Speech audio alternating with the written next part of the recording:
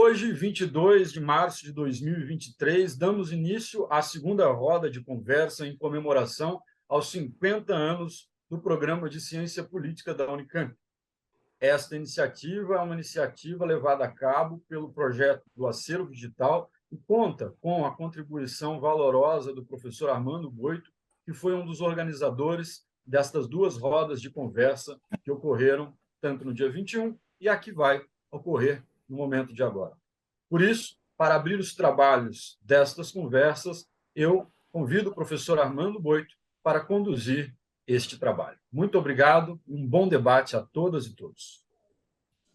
Boa tarde a todos, boa tarde a todas. É um prazer receber os ex-colegas do mestrado em Ciência Política da Unicamp, da década de 1970, mestrado hoje que dentro do nosso programa completa 50 anos. E nós estamos aqui com a Ana Maria Leal, psicanalista, egressa do nosso mestrado. Também contamos com a participação do Francisco Fulci Hardman, professor do Instituto de Estudos da Linguagem da Unicamp, ex-colega da nossa turma de mestrado, e com o professor Ricardo Antunes, do Instituto de Filosofia e Ciências Humanas, também ex-colega. Além de mim, Armando Boito, professor do Instituto de Filosofia e Ciências Humanas, da turma de 1975 do mestrado. Aqui eu acho que nós temos 3 da turma de 1975, eu, o Fulci e a Ana Maria. O Ricardo vai dizer para nós, na hora que tomar a palavra, qual é a turma dele. Eu acho que é 1 ou 2 anos depois. O objetivo nosso aqui é ter uma conversa. Em primeiro lugar, saber dos colegas como chegaram até o mestrado de Ciência Política da Unicamp, que era um dos 4 programas de mestrado em Ciência Política existente na época. Nós tínhamos mestrado em Ciência Política apenas na Federal de Minas Gerais, na USP, no Rio de Janeiro, não, eram 5, e na Federal do Rio Grande do Sul. Com o da Unicamp, 5 programas, eram 5 programas em todo o país. Então, é interessante saber dos colegas como chegaram até aquele programa e como viam aquele programa, seu currículo, as disciplinas, os professores. Numa segunda rodada, nós abordaremos outros aspectos que julgarmos nós todos interessantes para aquele que nos acompanha. Sem mais, então, eu passo a palavra, cada um vai falar cerca de 5 minutos, né, para Ana Maria Leal, nossa ex-colega e psicanalista. Bom, vou contar um pouco, então, como é que eu cheguei nesse programa, né? Eu fiz as Ciências Sociais lá na USP, demorei um pouco para me formar por causa do ambiente político, né? As tensões e as dificuldades foram muito grandes naquele momento em 68, que a gente entrou na cidade. Então, eu não me formei em 4 anos, não. Eu acho que me formei em 5, porque estava tudo muito bagunçado e eu levei um pouco mais de tempo. Na sequência, eu entrei aqui. Então, você disse que foi 71, né, Armando? A nossa turma é de 75, 1975. Porque o primeiro ano do mestrado é 74. Então, a nossa turma é de 75. Então, eu venho lá de São Paulo, o Paulo Sérgio Pinheiro tem aberto esse programa de mestrado com bolsa da FAPESP para a gente fazer a pesquisa e estudar. Então, vim muito animada, muito feliz de estar junto com essa turma bacana que eu fiquei, Maria Silvia, as gêmeas, o Armando, o Fulci, e mais alguns que talvez... Raul, eu me lembro de Raul. E os 3 gaúchos, né? Raul, Antonino e Beto. Raul Pom, que depois foi prefeito de Porto Alegre, né? Porto Alegre. Isso. A Antonina e Beto, cujos sobrenomes eu não me recordo. Eu também não me lembro. A Antonina tinha filhos grandes já, né? Que vieram para cá para morar com ela. Então, aí eu vim morar em Barão Geraldo, porque a bolsa era muito boa naquele tempo, né, gente? O aluguel não custava o que custa hoje. Então, você podia morar numa bela casinha em Barão Geraldo, né? Eu, no meu primeiro casamento, tive nesse casamento o meu filho André, que veio comigo para Campinas, e o pai dele só vinha no sábado e domingo. Bom, aí estudei, fiz todos os créditos, tenho lá guardado o meu diploma com todas as minhas notas, que eu não vou saber dizer quais foram, mas fiz todos os créditos e estava preparando uma dissertação de mestrado sobre a Frente Parlamentar Nacionalista, né, que dava sustentação ao governo Jango Goulart. Estava super empenhada nisso, já tinha feito uma pesquisa muito grande, mas aí eu decidi me separar, catei meu filhinho, me mandei para São Paulo e abandonei a tese. Michel quase infartou quando eu disse para ele que eu não ia fazer a dissertação, Michel Debrun, e eu falei, olha, eu não vou fazer carreira universitária. Não adianta eu ficar aqui, não vou fazer carreira universitária. E aí, fui embora para São Paulo e minha vida tomou outro rumo, né? Agora, o que eu aprendi aqui, primeiro que eu aprendi nas ciências sociais, depois do que eu aprendi aqui, são parâmetros para mim até hoje, né? Então, hoje eu dou aula num curso no Instituto Sede Sapiens, que se chama Psicopatologia Psicanalítica e Clínica Contemporânea. Então, eu estou muito a par do contemporâneo. Se eu fosse fazer uma dissertação hoje, eu ia fazer sobre o neoliberalismo e a democracia, que são as coisas que a gente estuda lá para dar aula no meu curso. Então, me tornei uma psicanalista, quando vim de São Paulo, assim, meio desnorteada, umas amigas falaram, vamos montar um berçário. Montamos um berçário que se chamava Viramundo, fiquei nesse trabalho 10 anos. Ali eu aprendi a ser psicanalista, porque eu ouvia os pais, atendia as crianças, fazia entrevista, falei, é isso que eu quero fazer da minha vida. E aí comecei a fazer uma série de cursos, até chegar no curso de formação do departamento que eu faço parte, que se chama Formação em Psicanálise no Instituto Sede Sapiens.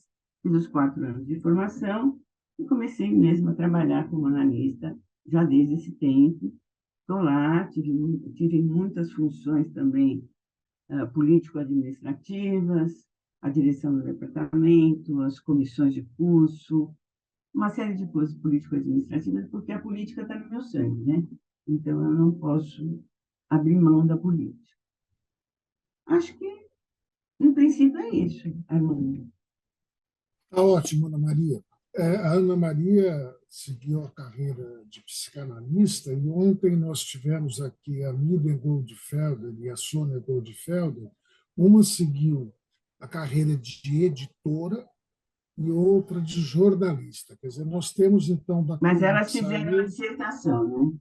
Fizeram a dissertação. Não é como eu que não fiz. E estou arrependida de não ter feito.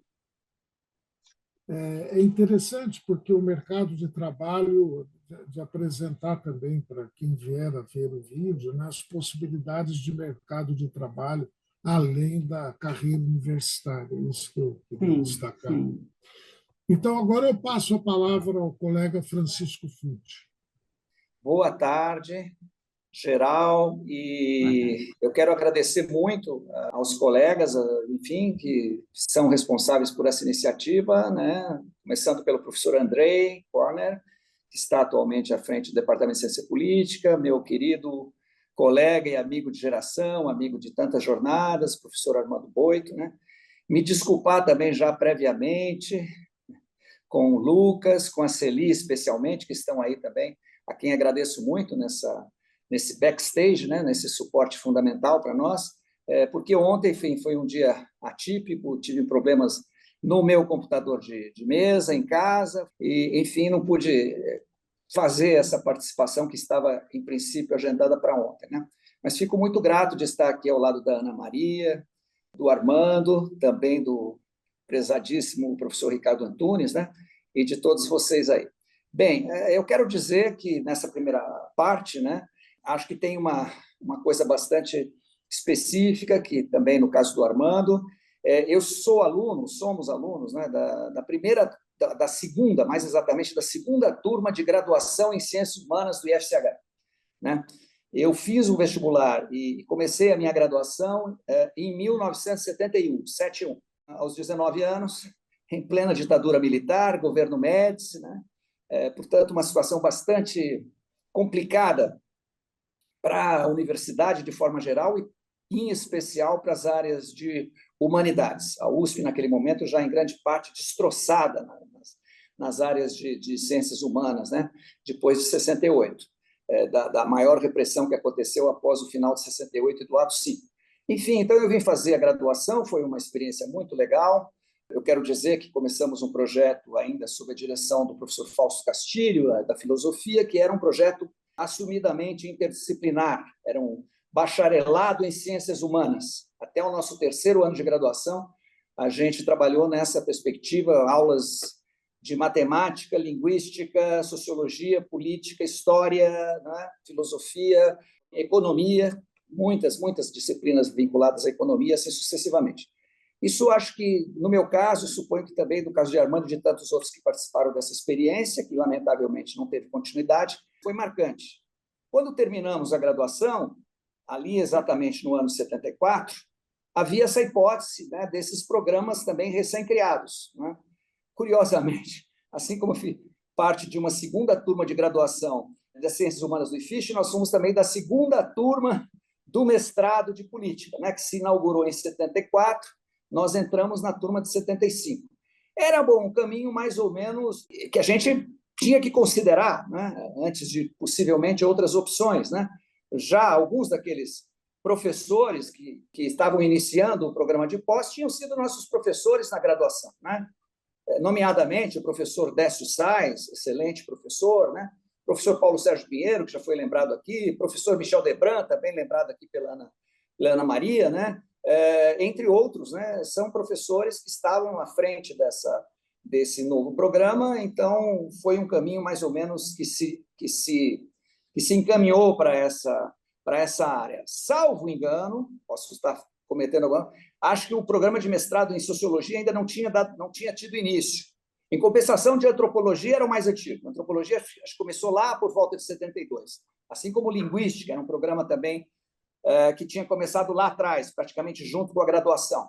E também o programa de economia. A área de economia tinha também uma longevidade um pouquinho maior, de cerca de meia década. Mas, enfim, então o caminho foi para a ciência política e devo dizer que foi uma escolha feliz.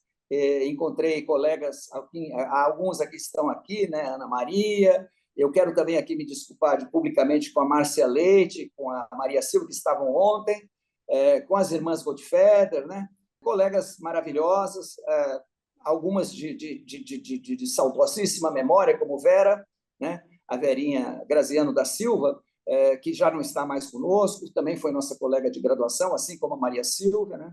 E a Mônica Teixeira da Silva, que nós não tivemos mais notícia, não conseguimos localizar, que foi nossa colega de graduação e de mestrado. E depois tinha sido professora lá na Universidade Federal do Ceará. Enfim, foi isso. Por hora eu fico aqui e depois a gente vai pensar um pouquinho mais, né, nas estruturas, nos currículos, na experiência efetiva que a gente teve nesse curso, nesses anos subsequentes.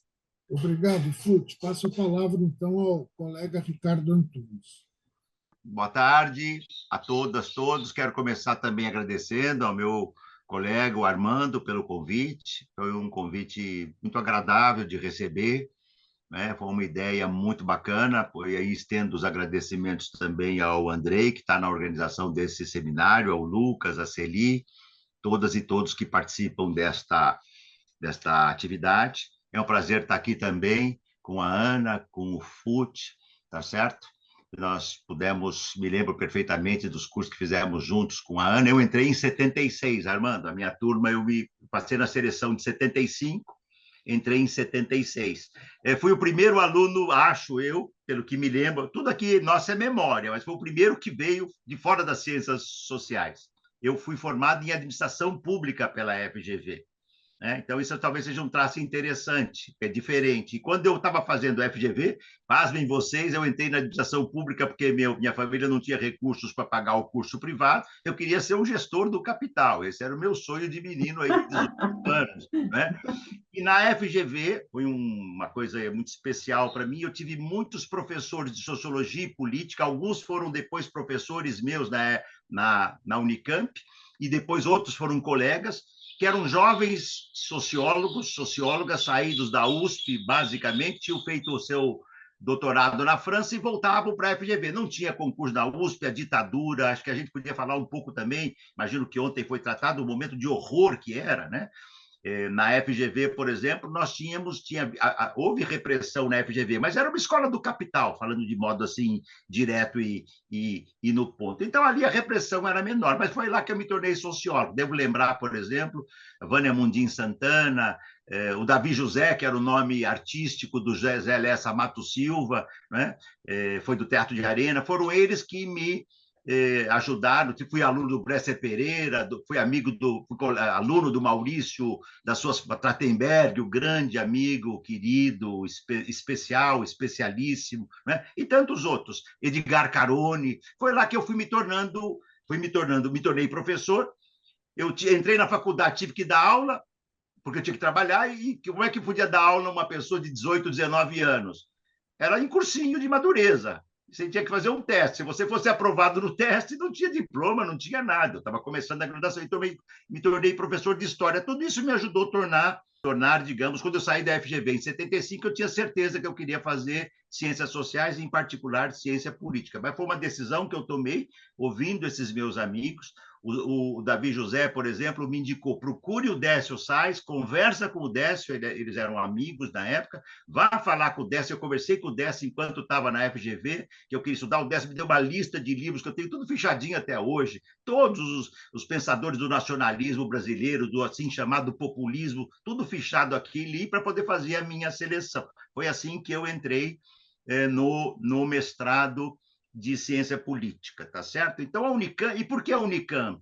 Esses jovens professores viam a Unicamp como o novo. A USP não era o novo. E devo dizer, com toda franqueza, foi o maior acerto que fiz na minha carreira intelectual. Teve um outro momento depois, em 1988, que eu fui convidado para ir para a USP. Dois amigas que entraram no concurso que eu entrei, a Vera Silva Teles e a Dalva Quinzo, entramos os três da sociologia, dois aceitaram ir para a USP, eu fiquei muito honrado com o convite, mas eu continuei na Unicamp e não me arrependo, a mais remota. E pasmem vocês, eu morava, o Armando se lembra, éramos vizinhos, eu morava em Perdizes, a 5 quilômetros da USP, 120 quilômetros da Unicamp, não me arrependi. Eu moro em Perdizes.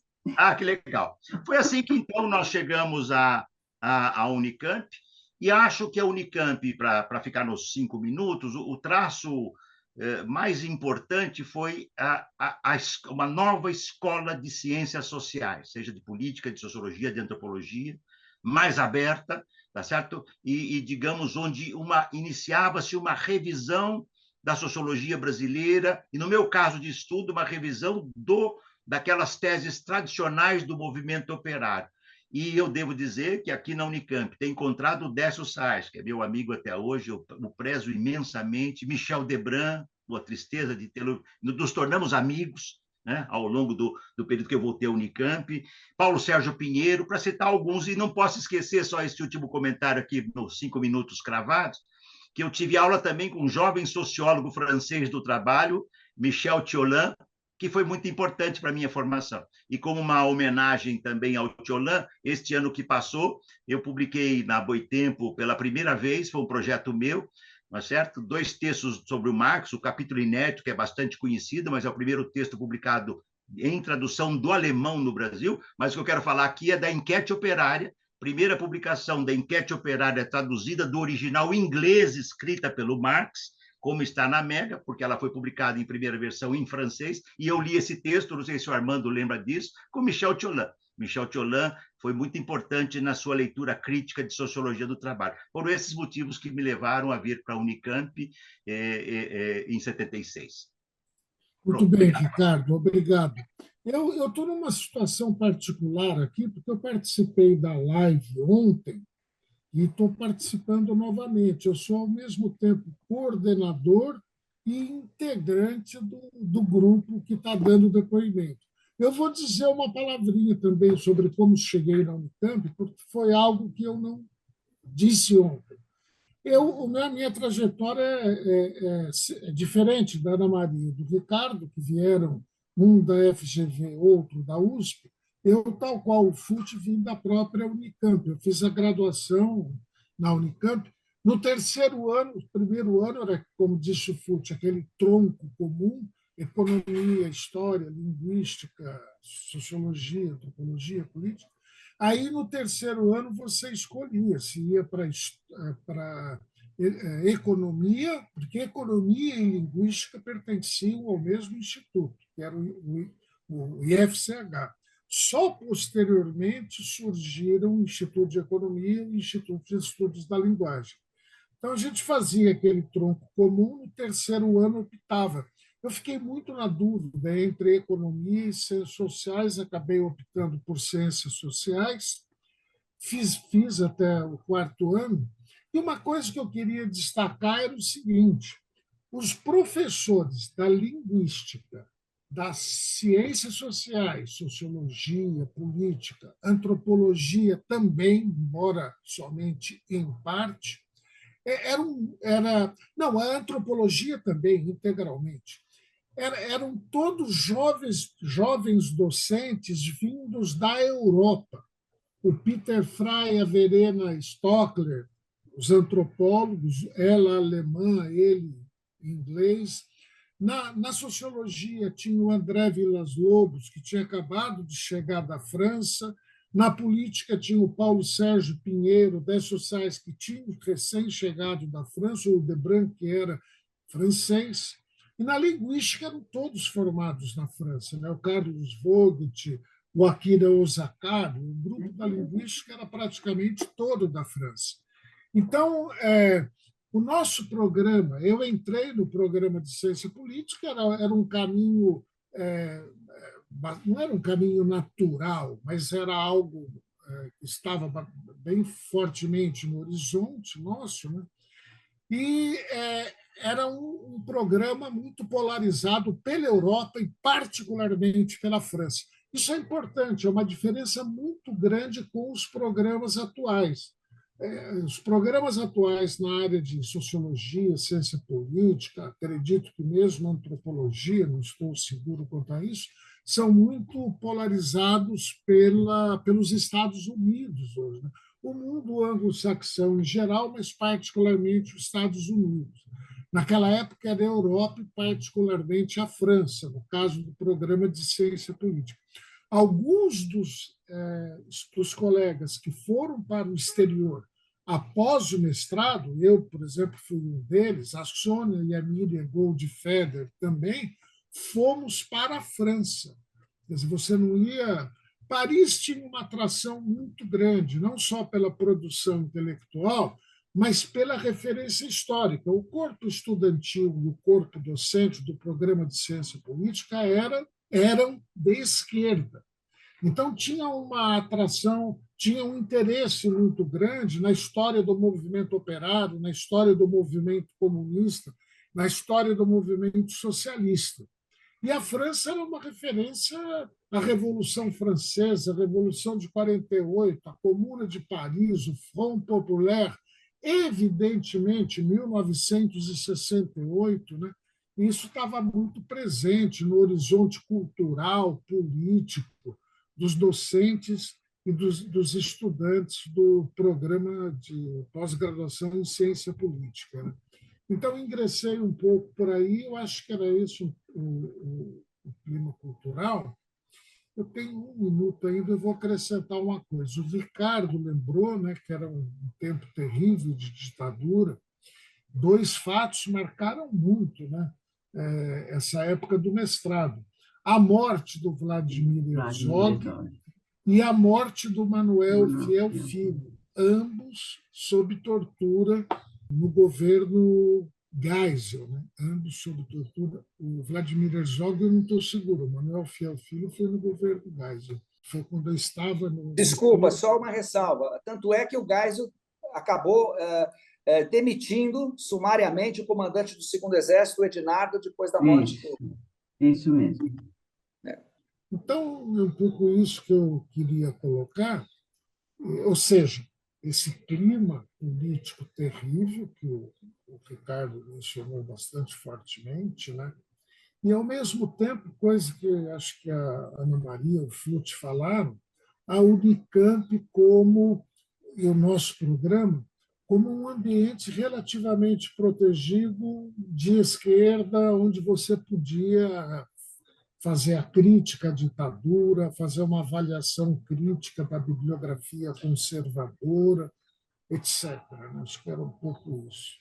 Se vocês estiverem de acordo e acharem que é o caso, vocês poderiam se manifestar também sobre a pesquisa que fizeram, os cursos, a relação da pesquisa com o curso, a relação da pesquisa com o momento cultural, acadêmico no Brasil, né? O Ricardo falou, a gente queria fazer uma nova análise do movimento operário, né? No meu caso, a gente queria fazer uma nova análise do populismo, uma análise crítica do populismo, embora não fosse a crítica liberal do populismo, né? O Flutti trabalhou na linha de recuperar a memória e o movimento operário. Então, falar um pouco dessas pesquisas de dissertação e como elas inseriram naquele ambiente. Mesmo você, Ana Maria, que destacou não ter concluído, mas você fez um levantamento, você eventualmente poderá querer dizer algo sobre a motivação, o objetivo, etc., da sua dissertação. Se você quiser, a palavra é sua, Ana Maria. Acho que, com relação à ditadura, não é? Todos nós fomos muito atingidos, né? E sofremos muito por perder colegas, amigos. Felizmente, nunca fui presa, tive a beira de, mas não fui. Mas perdi amigos queridos, vocês todos sabem, e há amigos também que militam hoje na psicanálise, como minha amiga Maria Auxiliadora de Almeida Cunha Arantes, que era mulher do Aldo Arantes, e que tem uma tese sobre a tortura que ela fez na PUC. É um trabalho muito interessante. Bom, o meu pensamento, eu já vinha da ciência política fazendo uma pesquisa com partidos políticos com a professora Maria do Carmo Campeiro de Souza, Carmucci. Eu fui aluna do Fernando Henrique, da Carmucci, do Bolivier, como é que chama? Bolívar Lagunier. Bolívar Lagunier. Acho que sim. Era. Um que foi marido da Carmucci também. Então, eu já estava fazendo uma pesquisa sobre partido. Quando eu cheguei para fazer a pesquisa aqui, a maioria estava pesquisando o movimento operário. A maioria. E eu falei assim, não, mas eu não quero pesquisar movimento operário, eu quero pesquisar partido político, que era o que eu já vinha trabalhando com a Carmucci. Então, foi nessa linha que eu fiz a escolha do meu tema, que era a Frente Parlamentar Nacionalista, e o Michel Debrun, então, me tomou como orientadora, né? Orientador de mim. Né? E foi muito proveitoso, porque eu cheguei a fazer muito dessa pesquisa. Eu lamento que eu joguei tudo fora. Quando eu surtei, que eu não queria mais nada daquilo, eu joguei minha pesquisa toda fora, o que é uma pena. Porém, eu hoje não faria mais se eu tivesse uma oportunidade de fazer outra vez, eu não faria sobre isso. Eu faria, com certeza, sobre o neoliberalismo, sobre a democracia, sobre a importância desses movimentos no dia de hoje, para salvaguardar a vida dos brasileiros. Porque a vida dos brasileiros nos últimos 4 anos foram ameaçadas de morte por esse bolsonarismo que a gente teve que viver. Então, acho que por enquanto é isso. Obrigado, Ana Maria. Então, passo a palavra ao Flutti.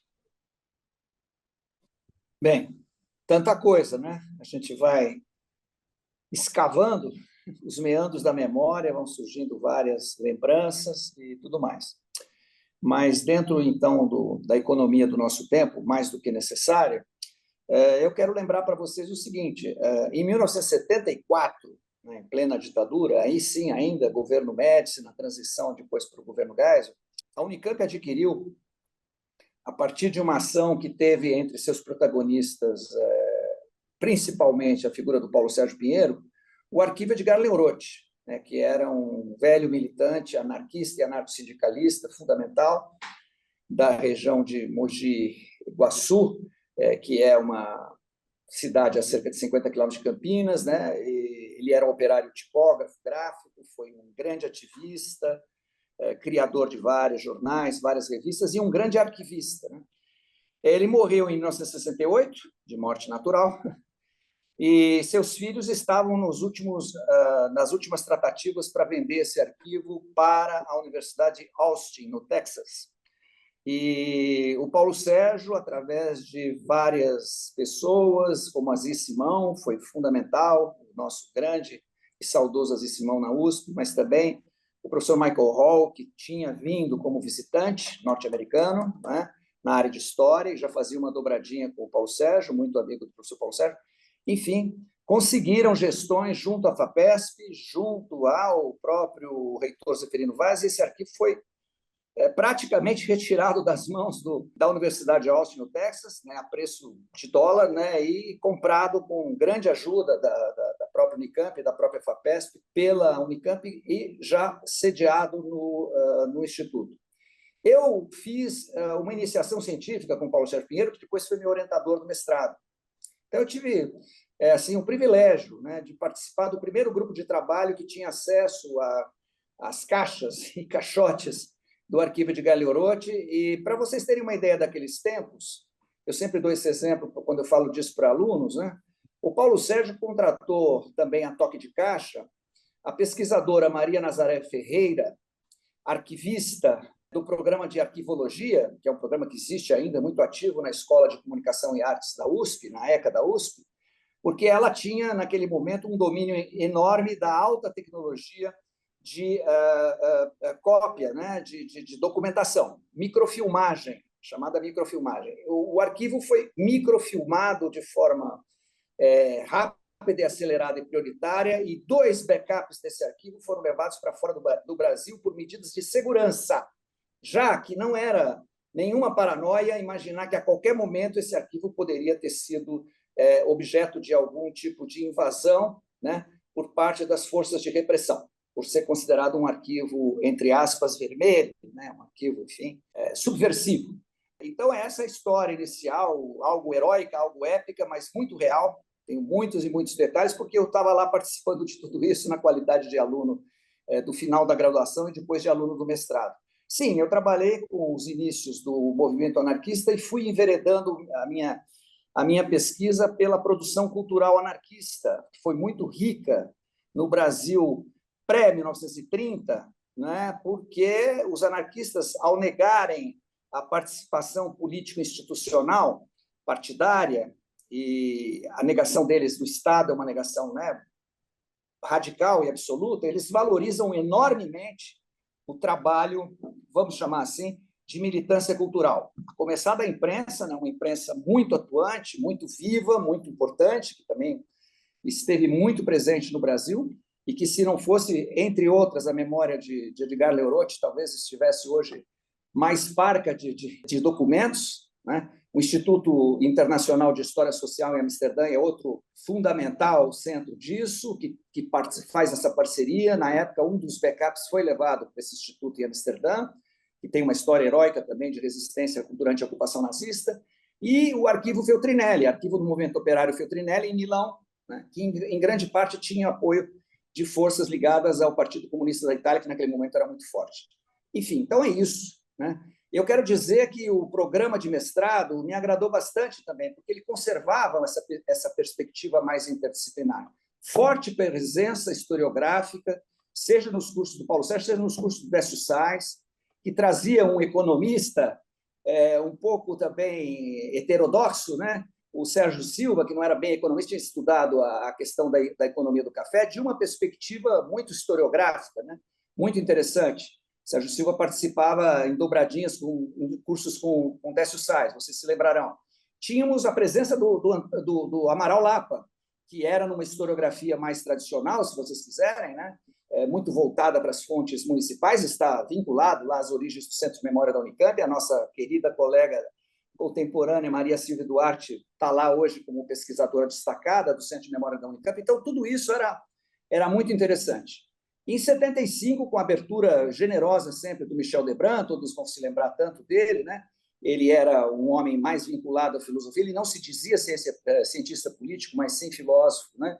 E era um filósofo da política, um filósofo particularmente muito aberto, né? Ele me incentivou, sim, para fazer um curso eletivo, né, no programa de pós-graduação da, então, cambaleante Fefeleche, lá na área de literatura com o professor Antônio Cândido. Foi, na verdade, eu acho que o penúltimo curso de pós-graduação que o Antônio Cândido deu antes de se aposentar na USP. E nesse curso eu pude enveredar mais pelos estudos culturais, político-culturais, né, da presença anarquista, e foi aí que conheci também, involuntariamente, irmãos mais velhos, como eu sempre chamo, da geração 68, que eram do grupo de orientandos do Antônio Cândido, que foram futuramente futuros colegas no Instituto de Estudos da Linguagem. Então, foi um percurso que me abriu bastante perspectivas, né? E acho que, como disse bem o Armando, a nossa referência, a nossa língua estrangeira mais fundamental naquele momento, né, para a bibliografia, para os documentos, era a língua francesa, né? O inglês vinha depois, vinha lá atrás, né? E como isso se inverteu, né? Como isso mudou, a ponto de que o francês deixou de ser uma língua eletiva na escolha das provas para o vestibular da Unicamp, né? Eu me lembro disso quando professores da nossa geração lá do IEL protestaram muito, né, quando isso aconteceu. Enfim, é isso, e por hora eu vou ficar aqui, não quero atravessar muito tempo, né, e a gente pode voltar a falar mais, tenho mais coisas para falar, sim. Um abraço aí, até já. Obrigado, Fute. Ricardo, por favor, liga o microfone,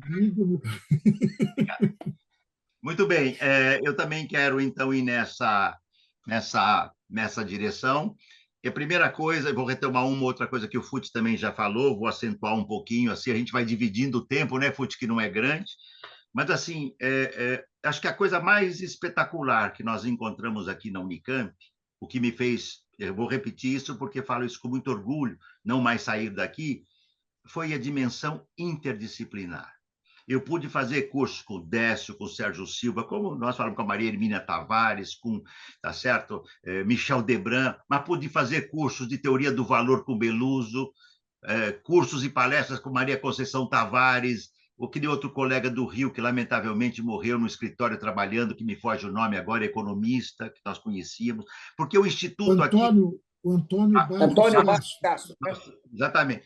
Porque o Instituto tinha esse caráter interdisciplinar. Na história já foi lembrado. Eu cheguei a fazer cursos, vocês lembram disso, um período, o Boris Fausto esteve aqui, além do Lapa, que já foi citado, da Déa Fenelon, foram muitos. Isso dava uma riqueza muito grande, porque a vivacidade do nosso instituto, quer dizer, assim, no marxismo, você tinha Althuseriano, Gramsciano, Lukácsiano, autonomista, valia tudo, tinha Foucaultiano, a nova história estava nascendo, que é uma revisão muito crítica, noutra direção da revisão crítica que fazem os e as marxistas, e tudo isso deu uma vivacidade muito grande, que eu acho que eu brinquei outro dia no debate lá dos 50 anos de Fichte, num artigo que escrevi há uns anos atrás para o Jornal do Grêmio. Esse é o discreto charme da Unicamp, entende? Do Fichte, é o discreto charme. Aqui você tem para todos os gostos, e um clima também, isso é espetacular, porque um clima de muita diferença, muito debate, mas muita afetividade. Eu só fiz amigos aqui na Unicamp,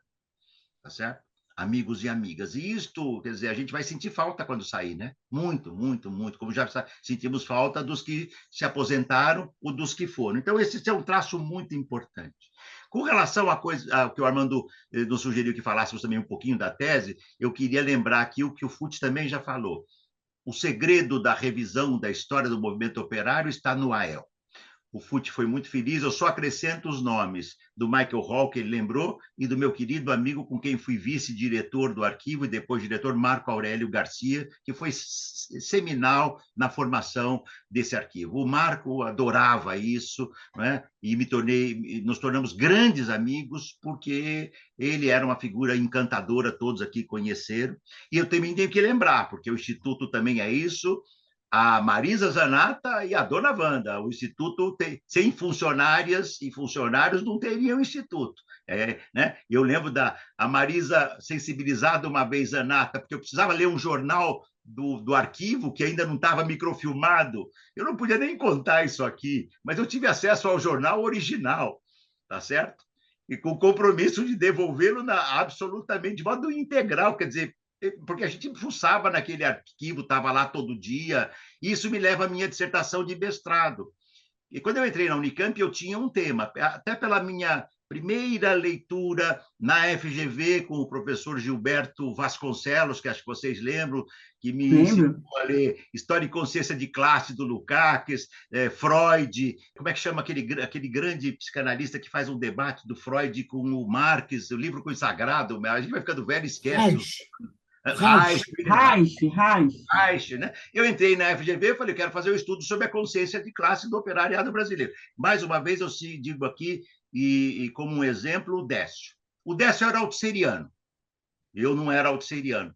O Décio nunca impôs nenhuma restrição ao meu trabalho, senão a qualidade. E eu tinha um medo desgraçado, porque o Décio foi para a França, eu falei, o Décio voltou, eu entreguei a tese pronta, eu falei, agora eu estou frito. Jamais. Então, eu tenho que render homenagem, e não é só ao Décio, mas particularmente ao Décio, porque com ele eu aprendi uma coisa, o Armando deve lembrar disso também, o Décio criou uma coisa chamada Grupo de Orientandos, que eu faço até hoje. Eu tenho um grupo que dura já desde 86, quando eu entrei como professor na Unicamp, tá certo? Que é o que me salva de orientar tanta gente, porque individualmente é impossível. Eu aprendi com o Décio. E o Décio falava para mim, Ricardo, a tua tese eu vou avaliar a qualidade. E onde tiver problema, eu vou te apontar. Isso me aliviou muito, porque quando eu apresentei a minha tese, por exemplo, eu tratei dos anos 30, o movimento operário brasileiro, a minha leitura não era idêntica do Décio. Longe disso, mas ele foi muito extrema e sempre ajudou, sempre muito cuidadoso, leitor crítico, aqui não está bom, aqui está bom, eu não concordo. Ele dizia para mim, essa conclusão eu não concordo, eu vou dizer na tese que eu não concordo, mas você faz com qualidade. Você fica aliviado. Eu aprendi muito com o Décio, como com todos os outros colegas que eu citei aqui. E o mais interessante aí, Armando, na linha da revisão, é porque, veja, com relação à consciência do operariado, havia uma espécie de senso comum que tem muito a ver com a sociologia tradicional brasileira, que nasceu muito na USP, compreensível pela data. A classe trabalhadora é inconsciente, porque ele tem uma origem, eu estou simplificando em demasia, por suposto, pelo tempo, né? Já passei até 5 minutinhos aqui, peço para o Armando aí mais 1 minuto e meio. Pela sua inconsciência de classe, devido à sua origem rural, pelo self-made man, tudo isso explicava, tá certo, que o operário brasileiro vinha aqui, tá certo, do campo para a cidade, e essa ascensão social obliterava a consciência de classe. Aqui nós aprendemos que não. Você tem que estudar muitas outras coisas, e não há inconsciência de classe, há modos de ser da consciência de classe. E houve dezenas de teses, dissertações, trabalhos no AEL, que eu acho que marcam a história do IFISH, e era isso que eu queria lembrar nesse segundo bloco, tá certo? Que foi tão importante para a formação de todos nós, a gente vê aqui como as formações nossas são diferenciadas, heterogêneas, mas com um clima absolutamente fraterno, amigo, respeitoso, o que nos ajudava muito. Obrigado, Ricardo. Eu, na mesma linha do que disse anteriormente, não vou repetir o que falei ontem na live, mas eu quero acrescentar um aspecto novo sobre a minha dissertação de mestrado. A minha dissertação foi sobre o golpe depois do Getúlio Vargas, em 1954. Ontem eu estava comentando o seguinte, né, que eu faço uma polêmica com a bibliografia que atribui a deposição do Vargas às forças que estavam interessadas em implantar no Brasil um capitalismo internacionalizado, enquanto Getúlio Vargas representaria um projeto de capitalismo nacional. Eu, até por sugestão do Michel Debrun, fui em outra direção, que era ver esse conflito no seio da classe dominante como um conflito entre as forças que apoiavam, que queriam, aspiravam à industrialização e as forças ainda pegadas à ideia do Brasil como um país agrícola, né? Mas aí tinha um outro elemento, é sobre isso que eu quero falar hoje, que conecta com a dissertação do Ricardo do Fute. A minha dissertação está muito longe de ter a riqueza que a dissertação do Fute e do Ricardo tiveram sobre a análise do movimento operário, até porque a minha dissertação não era sobre o movimento operário. Mas uma coisa que eu percebi rapidamente, consultando as fontes, eu não usei o arquivo de Edgar-Louis, mas eu usei a biblioteca do Instituto, que já tinha muita coisa, muita coisa. E uma coisa que logo me dei conta é que a greve de 1953 tinha tido um impacto muito grande naquela crise política e na deposição do Vargas, né? Então, tem uma dimensão na minha dissertação que se aproxima das preocupações do Fute e do Ricardo, que é essa de reexaminar e revalorizar a história do movimento operário. Por quê? Isso remete, na verdade, a algo mais geral, que estava muito presente no programa de pós-graduação de ciência política da Unicamp, que era uma reavaliação crítica da bibliografia conservadora sobre o movimento, sobre os trabalhadores, que praticamente excluíam os trabalhadores da história do Brasil. A minha motivação para mostrar o impacto da greve de 53 era isso, presença da classe operária na história. Diante da greve, o Vargas teve que fazer uma série de concessões, a começar por aquele decreto que ele deu um reajuste de 100% no salário mínimo, com uma inflação anual de 20%. Então, fez uma série de concessões, buscou apoio no movimento operário e foi ceifado pela burguesia que se uniu contra ele, né? Então, a motivação de recuperar o impacto da luta dos trabalhadores na história do Brasil, nesse caso, um impacto que foi contrário aos interesses. Getúlio Vargas não era um governo operário, obviamente, mas o que veio depois dele, né, o Café Filho, era ainda pior. Então, essa ideia de recuperar a importância do movimento operário e fazer a crítica tanto da bibliografia conservadora quanto da bibliografia, e eu falo por mim, quanto da bibliografia ligada ao Partido Comunista, né? Que tinha, a partir de 1954, tinha passado a defender a tese da burguesia nacional, a ter uma visão, no meu modo de ver, bastante comprometida do que foi o varguismo, do que era o populismo. Então, havia no nosso ambiente intelectual essa perspectiva também de fazer a crítica do populismo, né? A crítica do varguismo, né? A dissertação do Ricardo vai muito nessa linha, ele mostra a resistência dos sindicatos mais organizados à implantação da estrutura sindical, né? O do Fute também, o Fute quer mostrar a presença cultural, inclusive dos anarquistas, né? Numa bibliografia que, na verdade, ignorava o movimento operário, na sua maioria, ao longo da Primeira República. Nós poderíamos fazer, se os colegas estiverem disponíveis, uma terceira rodada, onde os colegas acrescentariam algo que gostariam de dizer sobre as disciplinas, sobre os docentes, sobre as diferenças que eventualmente enxerguem entre o programa nos seus primórdios e aquilo que hoje é um programa de pós-graduação. O Fute, eu não sei se ele tomou nota, mas ele comentou comigo um episódio muito interessante da criação da CAPES, né, Fute? Em relação ao nosso programa, o Fute poderia se referir a ele. Se vocês estiverem de acordo, poderão usar o tempo de até 10 minutos para essa comunicação mais livre, que seria também a comunicação final de vocês. Está bem assim? Agora nós podemos dar uma invertida. Nós vamos começar pelo Ricardo, depois o Fute, depois a Ana Maria Leal. Por fim, eu.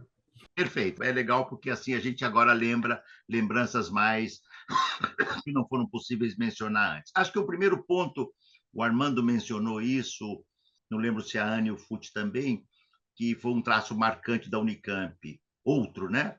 Como é que numa ditadura horripilante, medonha, feroz, assassina, torturadora, né, nós conseguimos uma relativa liberdade? Na FGV, para mim, era claro, era uma escola do capital, mas não era o IFIX, não era o Instituto do Capital.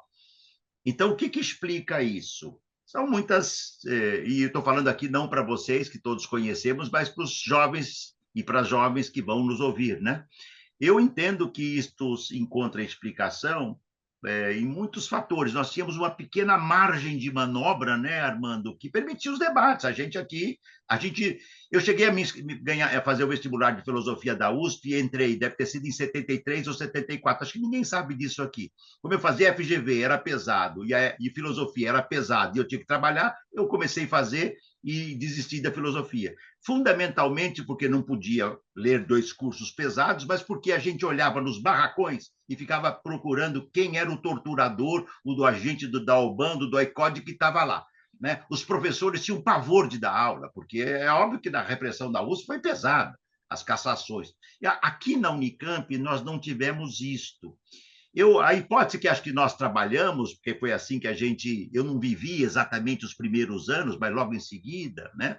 A capacidade que o Zeferino tinha, né, de negociar com a ala dura da ditadura. Ele dizia, não, aqui eu seguro, como é que é aquela frase? Os meus comunistas, deixa que eu cuido deles, alguma coisa assim.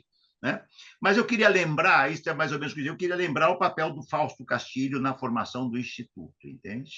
Eu acho que a figura do Fausto, ter feito um instituto multidisciplinar, conseguido dar acolhida a essas pessoas, ajudou muito. Então, acho que esse traço vale ser lembrado, porque não foi assim na USP. Eu posso falar pela USP em 74, quando eu comecei a fazer o curso de filosofia. Era um pavor, nós tínhamos um verdadeiro pavor.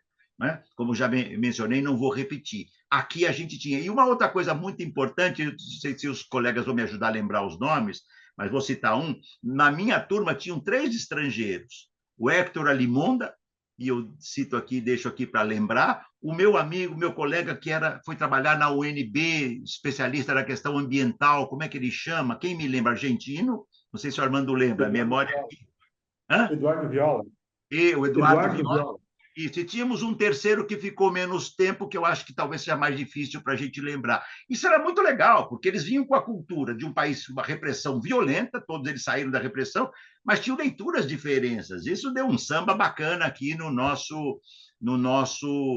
nossa formação, né? Que eu não sei se ocorreu experiência similar nos anos anteriores. Nós tínhamos 3 fazendo o curso. Então foi bacana, porque a gente era muito jovem, né? Então as pessoas falavam espanhol. Hoje é uma coisa para nós corriqueira, mas na época não era, e foi muito especial, tá certo? E isso nos ajudou muito. A segunda coisa que eu queria mencionar aqui é que eu não fiz nenhuma referência explícita aos meus queridos amigos e amigas do Departamento de Sociologia. Eu entrei na Sociologia em 86.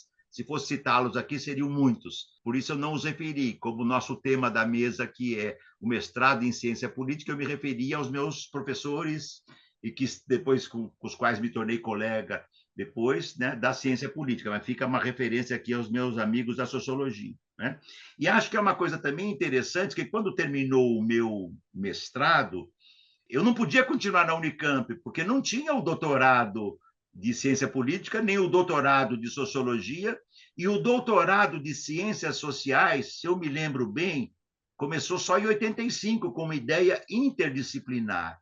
E eu terminei meu mestrado em 80, eu fui dos primeiros a terminar, e aí se pôs a questão, bom, onde que eu vou fazer o meu doutorado? E foi uma experiência positiva, eu fui fazer o meu mestrado na USP, fui muito bem acolhido pelo Paulo Argimiro da Silveira Filho, que vocês conhecem, por vários professores da USP, foi uma experiência interessante, mas certamente Se o doutorado de Ciências Sociais tivesse começado em 80, eu certamente teria ficado aqui. Este caso foi positivo, essa experiência na USP, porque, além de eu ter tido uma experiência muito diferente na FGV, eu pude ter uma experiência posterior, né? Entre 80, eu fiz meu doutorado entre 80 e defendi 81, comecei e defendi 86.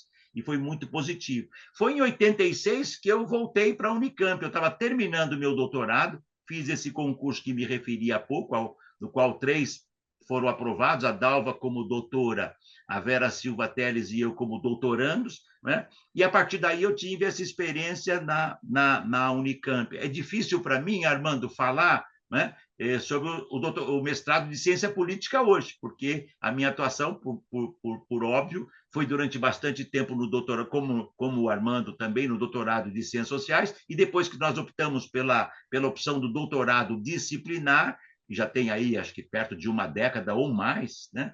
Eu não lembro exatamente quando foi isso, mas já tem bastante tempo, nós optamos, né? Mas eu tenho a impressão que esse traço, digamos assim, diferenciado, esse traço heterogêneo, essa polêmica é uma marca distintiva da sociologia. Eu penso que continua sendo também da política, né? Como da antropologia, como dos demais cursos. E o traço e a marca positiva de que todo aluno da Unicamp pode fazer, né? Eu não mencionei aqui, mas cheguei a fazer curso da filosofia também. O Michel Debrun nos levava à filosofia dentro da ciência política. Nós podíamos fazer cursos também na filosofia, né? Entre outros, eu citei alguns dos que eu fiz mais intensamente nos anos 70, que foram os cursos na economia, na história, etc. Né? Eu acho que alguém lembrou também, acho que foi o FUT, né? Fica também uma homenagem, depois nós somos colegas na sociologia, ao Sérgio Silva, né?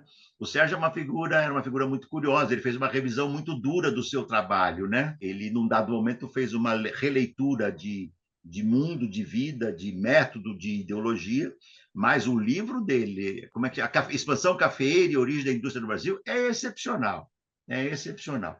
Ele estudou os censos, as coisas e tal, mas ele trouxe uma analítica que era muito rica. Você não entende a origem da indústria no Brasil se você não entender o excedente de acumulação oriundo do café que migrava e foi a base. Portanto, era uma coisa um pouco diferente daquela ideia do Matarazzo e do estrangeiro vindo montar a indústria no Brasil.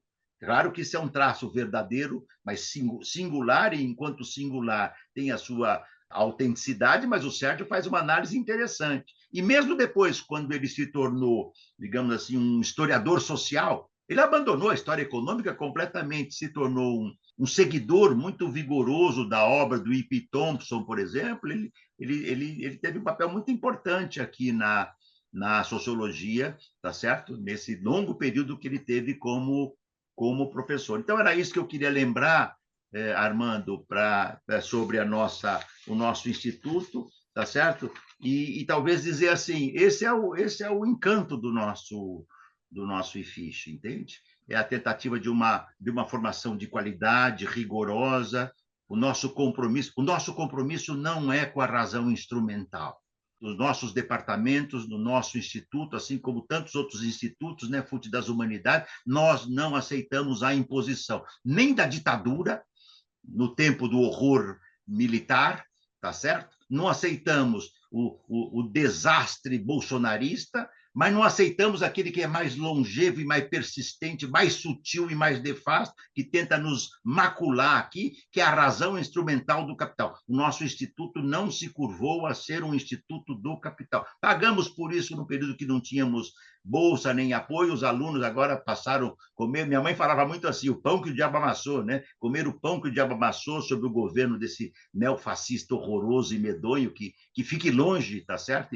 E não apareça tão cedo por aqui, mas a gente, digamos assim, o nosso instituto, ele vive das verbas públicas predominantemente, ele vive da pesquisa pública, ele é um defensor da universidade pública. E o Departamento de Ciência Política e o seu mestrado são parte disso. Então, eu termino aqui agradecendo muito a lembrança do convite para esse, eu vou brincar com vocês, esse mais jovem tá certo? Das turmas de mestrado, né? Mas a diferença é pequenininha. E nessa altura da vida é uma diferença irrelevante, tá certo? Mas foi um prazer muito grande reencontrar a Ana. O FUT faz tempo que não nos vemos, né? O Armando também, a pandemia nos distanciou um pouco, embora o Armando tenha encontrado aqui na Ampox, falar com o Lucas, com a Celi, tá certo? E espero que seja útil esse depoimento para a geração jovem que há de dar vitalidade, docente, discente e funcional, que há de dar vitalidade ao nosso Instituto. Obrigado. Vai ser útil, sim, Ricardo. Foi útil e inspirada. Útil e inspirada. Obrigado. Passo a palavra para o FUT agora. Bem, as memórias, como eu já disse, vão sendo estimuladas, né? E eu quero dizer, o Ricardo lembrou de seus colegas argentinos, né, que se tornaram vários professores, né? Muito interessante essa passagem. Acredito que na nossa turma, especificamente, não tivemos nenhum aluno estrangeiro, digamos, naquele momento, né? Mas tivemos, sim, de alguma maneira, estrangeiros, em parte, para paulistas e campineiros, né? Às vezes um tanto quanto fechados aqui, né? No interior de São Paulo, que são os três gaúchos. Eu vou lembrar desses três gaúchos. Lamentavelmente, o Raul Ponte não está conosco, né? Ele chegou a ser contactado pelo Armando. Raul Ponte, Antonina e o Beto, já de saudosa memória, o Beto faleceu, né? O Beto foi professor na Universidade Federal do Espírito Santo, em Vitória. Eram três gaúchos que estavam saindo da prisão política. Eles tinham sido presos políticos no início dos anos 70, né? Por conta das militâncias vinculadas ao POC, não é? Um partido de esquerda aqui no Rio Grande do Sul. Partido Operário Comunista. Partido Operário Comunista, que tinha no Rio Grande do Sul uma presença razoável e significativa. O Raul Ponte depois se tornou um dos líderes mais importantes, né, na construção do PT no Rio Grande do Sul, chegou a prefeito de Porto Alegre, vice-prefeito, deputado estadual, deputado federal. Então, foi isso. Vejam que eles estavam saindo dessa fase de repressão, de prisão política, e escolheram esse mestrado, né? Talvez por indicação de alguns professores de origem gaúcha, Evelina Daino, que conhecia, me parece que Antonina, né? E assim sucessivamente.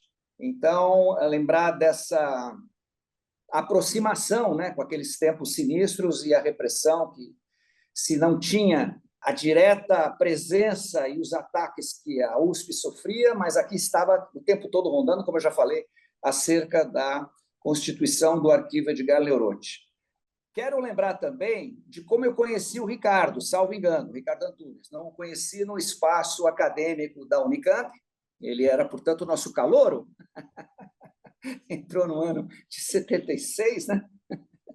Calouro nesse programa de pós-graduação, mas o Ricardo, eu tive a felicidade de conhecê-lo num movimento importante, sindical, de professores do ensino básico e fundamental, ensino médio, na cidade de São Paulo. Eram dois movimentos que estavam conjugados, o MUP, Movimento pela União dos Professores, na qual eu militava, e o MOAP, Movimento de Oposição Aberta dos Professores, no qual, salvo engano, o Ricardo militava. A gente fazia reuniões em escolas em cursos de madureza, em cursos de supletivo, em escolas que tinham alguns professores que participavam desses movimentos. E esse movimento, ali pelas alturas de 76, 77, foi importante a ponto de conseguirmos fazer valer a imposição desse movimento para literalmente arrancar uma Assembleia Geral da APOESP, né?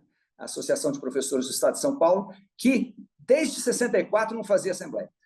Tinha lá um pelegão, um super pelego, que tinha se instalado lá desde o golpe de 64 e não fazia assembleias. Nós fomos para as ruas, fomos para os movimentos, para as escolas, etc., a tal ponto que a gente conseguiu realizar essa assembleia em 77, e a partir daí a renovação dessa entidade, que está até hoje, né, como uma das entidades importantes do movimento sindical de professores no estado de São Paulo, né, para ver desses elos, né, que são importantes. Eu devo dizer que acho que a nossa geração, eu não gosto de vestir camisa, nem gosto de autoelogio, longe disso, mas eu vejo muitas vezes que a gente tinha, de alguma maneira, pela presença tão próxima da repressão e que atingia pessoas muito próximas.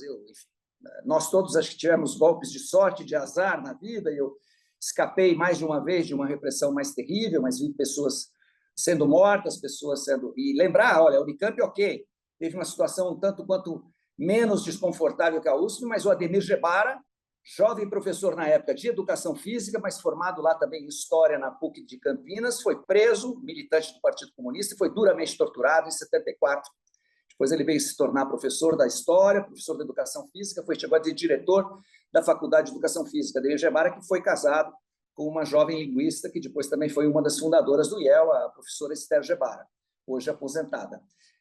O Ademir já nos deixou também, mas foi, naquele momento, 74, duramente atingido como parte da repressão que se abateu sobre o Partido Comunista Brasileiro, né?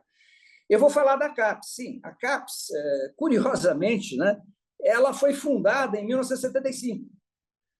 Ela nasceu em 1975, o governo Geisel, dentro do MEC, dentro da mesma estrutura da qual ela está até hoje, como um organismo voltado para o pessoal do ensino superior. O gozado é o seguinte, é que naqueles anos, naquele momento, exatamente em 75, uma comissão da CAPES anuncia visita a várias universidades brasileiras, não sei exatamente quais, seria interessante até fazer uma pesquisa, mas entre elas a Unicamp. E por que a Unicamp? Porque a Unicamp já se destacava, assim, por alguns dos seus programas de pós-graduação, não só, evidentemente, na área de humanas, especialmente aí nas áreas das ciências da natureza e das chamadas tecnológicas, né? Então, a comissão da CAPES, oficialmente designada, que passou a percorrer esses programas, chega ao IFISH, me lembro bem, procura a direção do IFISH e propõe fazer reuniões abertas com o corpo docente dos programas, no caso, especificamente do nosso programa, me lembro Michel Debran à frente, como nosso grande maestro, depois com os funcionários também, os funcionários técnico-administrativos, como alguém bem lembrou, acho que foi o Ricardo, sem eles nada acontece, e com os estudantes, vejam vocês, com os discentes, né? Nós com 20 e poucos anos, eu tinha lá meus 23 anos, e qual que era a reunião? Eles vinham com Qualis A, Qualis B, com essa febre regulatória, com esse maquinário completamente opressivo, burocrático, no mais das vezes burocrático, que nos oprime a todos na universidade. Então, essa eu vejo uma grande diferença. Hoje as pessoas, a CAPES fala A, as pessoas falam A, a CAPES fala B, as pessoas falam B. Começar dos dirigentes universitários, mas nos programas também, nos nossos programas. Pessoas que se dizem progressistas, pessoas de esquerda, enfim. Então, a CAPES dizia o seguinte, o que vocês têm a dizer? Quais são suas expectativas? Quais são suas sugestões? Até podemos dizer, claro, eles estavam começando, eles queriam botar o pé nas coisas e perceber melhor, mas menos mal, né? Nenhuma arrogância, nenhuma febre regulatória, nenhum burocratismo e uma abertura para um diálogo, por incrível que pareça, um organismo que nascia sob a égide da ditadura militar. Então, eu queria marcar esse contraste, porque acho que na nossa geração, o que hoje pega mais, né? O Ricardo estava falando isso antes de começar, o Armando fala, quer dizer, quando a gente se encontra, é um assunto que normalmente vem à baila, é a maneira como a universidade vem se burocratizando, né? E organismos como esse, que seriam organismos de assessoria e de apoio à pesquisa, né? E ao bom desenvolvimento dos trabalhos de pós-graduação, etc., se tornam verdadeiras máquinas regulatórias opressivas e, no mais das vezes, e muito pior ainda, evidentemente, em anos bolsonaristas, né? Mas agora, bom, por hora o Bolsonaro nos deixou, quer dizer, seria bom da gente poder começar a questionar um pouco, né, de muitos dessas imposições, né, que nos roubam tanto tempo precioso, gente que possivelmente não tem o que fazer, que fica inventando essas regras, né? E que, no mais das vezes, não levam, muitas vezes, aquilo que se diria que deveriam levar a melhor qualificação dos programas. Muitas vezes acabam, ao contrário, prejudicando bastante alunos, professores, funcionários e assim por diante. Obrigado. Obrigado, Fute. Eu passo, então, a palavra para a Ana Maria Leal. Bom, gente, foram me vindo muitas memórias afetivas, né? Conforme um fala, o outro fala, você vai se lembrando das coisas incríveis. A primeira coisa que eu me lembro, Fute, era que a gente saía em turma pela rua. Você lembra disso? Nós andávamos os 10 juntos. Íamos comer num lugar, íamos passar não sei aonde, íamos ver exposição, não sei o quê. Foi uma vida muito rica, assim, afetiva e de amizade. Isso eu me lembro com muita força.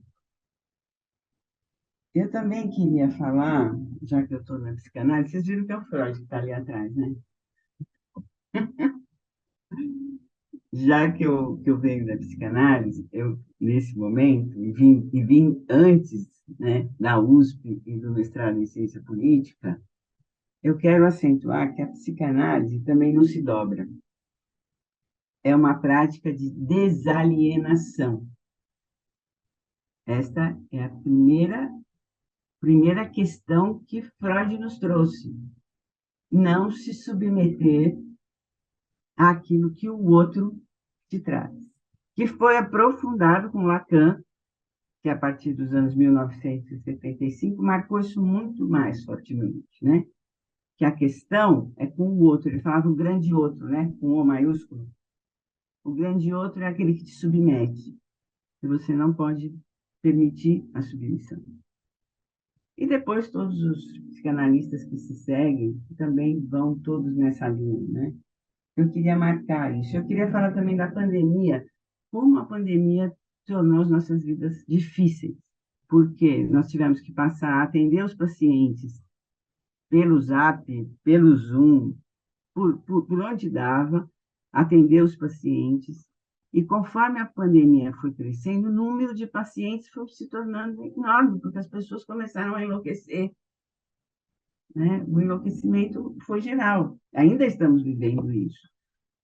Espero que agora, com esse respiro de democracia, a gente possa viver melhor. Agora já voltei no consultório presencial e já voltei às minhas aulas no SEDES, também presencial, né? Então, já pudemos tirar a máscara nesse momento.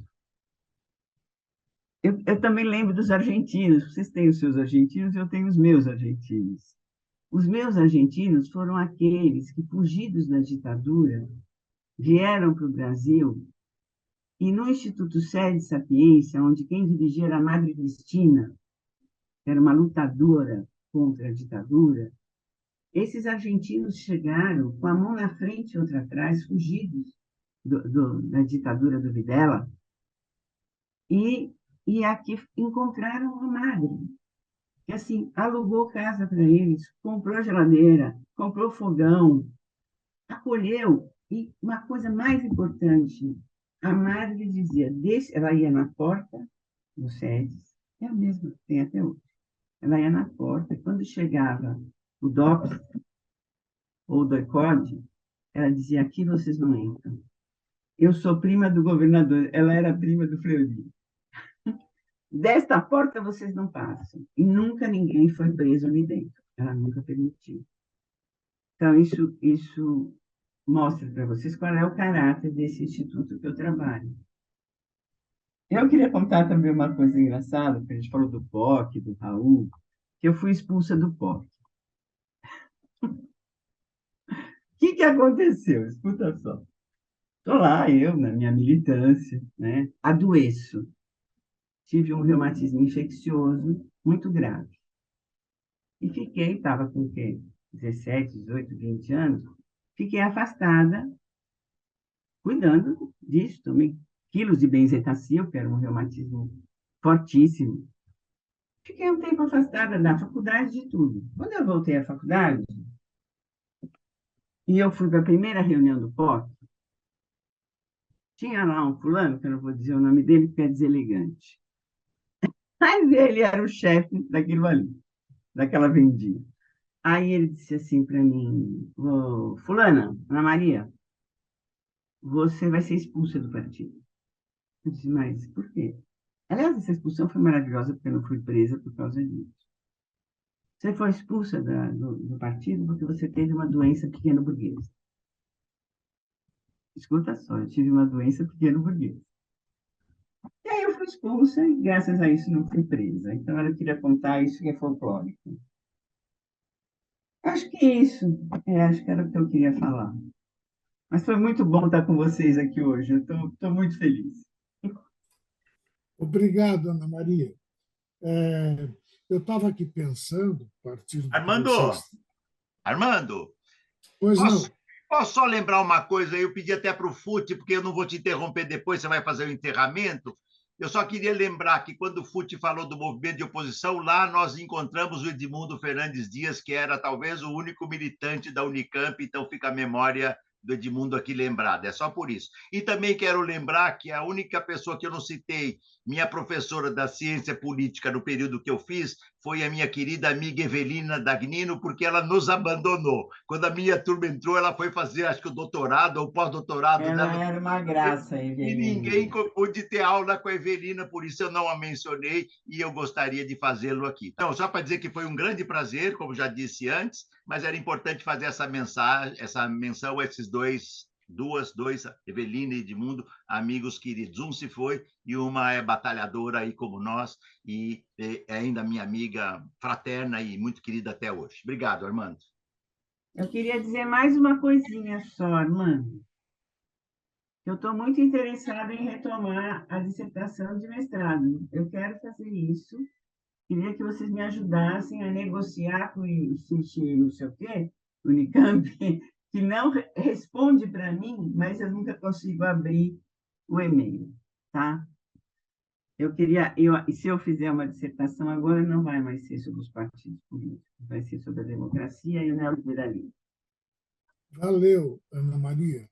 Eu estava ouvindo vocês falarem, lembrando, pensando tanto na live de hoje quanto na live de ontem, alguns elementos comuns, outros não, mas uma coisa que eu notei é que poucos de nós saímos para fazer doutorado fora do país.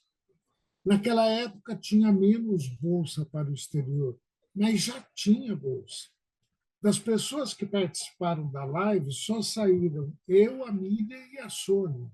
Eu não sei se algum outro colega da turma do Ricardo, ou da nossa turma, minha, do FUT, da Ana Maria, que é a mesma turma, saíram, mas eu estou assim, preocupado em indicar para os estudantes algumas diferenças institucionais, administrativas. Armando, se me permite, pontualmente, eu responderia só sobre esse tópico, que acho importante você lembrar. No meu caso, foi claramente pela prioridade que eu dava naquele momento à militância sindical, mas também partidária contra a ditadura militar, e que se fazia no Brasil, né? Que se fazia a partir de São Paulo, enfim, onde eu já tinha também voltado, eu sou de São Paulo, enfim, já tinha voltado e fazia militância. Então, eu tinha, de fato, o horizonte, aliás, inclusive em diálogo com você e com tantos outros amigos e colegas, de eventualmente ir para o exterior, e possivelmente seria, sim, a França, mas eu optei por priorizar essa participação naquele momento aqui no Brasil. Mas é interessante, né? E isso me enveredou por outros carnavais e cheguei até, então, à área de filosofia, mas também de uma forma, digamos, heterodoxa, porque a minha orientadora de doutorado na filosofia da USP é a professora Maria Silvia de Carvalho Franco, que é, de origem, uma socióloga, que assumiu o departamento de filosofia no momento que o departamento de filosofia da USP ficou acéfalo diante das repressões, né? Então, ela acelerou a sua livre docência para assumir a chefia do departamento de filosofia, a pedido do próprio departamento e da própria instituição, e depois, então, ela me acolheu no doutorado numa linha de filosofia das ciências humanas, que também era uma linha que abria-se para uma coisa interdisciplinar, né? Eu tive essa felicidade já trabalhando na Universidade Federal, que foi a Universidade Federal de João Pessoa. Então, acabei privilegiando, digamos, a presença aqui em terras brasílicas, mas são circunstâncias, né, da vida e circunstâncias do momento que fazem a gente a optar por isso ou por aquilo, né? É assim. Talvez, no meu caso, eu saí, eu fui para Paris, e talvez o fato de eu não me encontrar organizado, politicamente organizado no período, naquela conjuntura, tenha sido, sim, um elemento que facilitou essa opção. E no meu caso, ainda para Paris, eu fui para a École des Hautes Études en Sciences Sociales para ser orientado pelo Alain Touraine. O Décio Sais que conversou com o Alain Touraine se dispôs a me receber, ele estava passando pela Unicamp, dando uma série de palestras, mas eu não tinha minha orientação teórica, eu tinha uma orientação teórica marxista, não tinha nada a ver com Alain Touraine, né? Mas chegando em Paris, eu passei a frequentar os cursos do Nikos Poulantzas e do Charles Bettelin, principalmente esses dois que davam curso regularmente. Eles ofereciam um curso na École, mas eu acho que o Poulantzas não era da École, o Bettelin eu não sei. Mas eu segui regularmente o curso deles lá.